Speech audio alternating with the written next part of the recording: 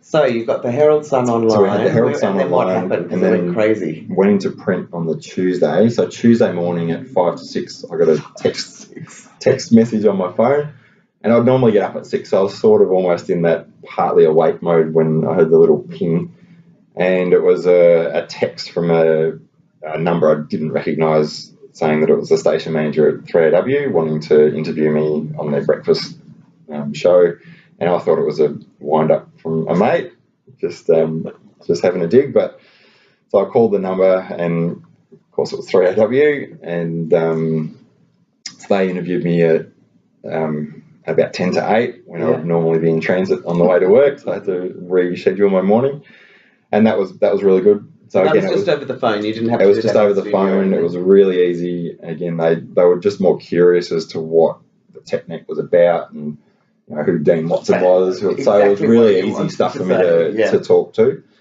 and they, it was a pretty brief. I was only 2 minutes or something of that nature. And then by the time I got to work, so maybe I went and got some breakfast. Finally got some breakfast into me. And then by 8:30, when reception comes on board, 7, 9, and 10 News had all contacted Switchboard wanting to. Great. So it all went on that night? It all went on that night. I was still at work, so I didn't see any of it. So through that day, about how it impacted. Through that day, just tried to fit in people where we could.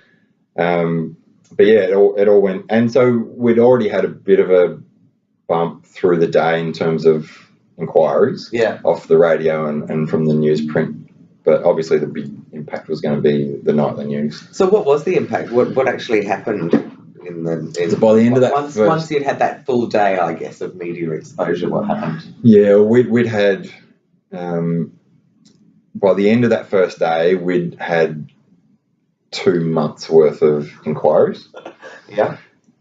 But the next day, I remember you ringing, going, "I need new stuff. Oh my god!"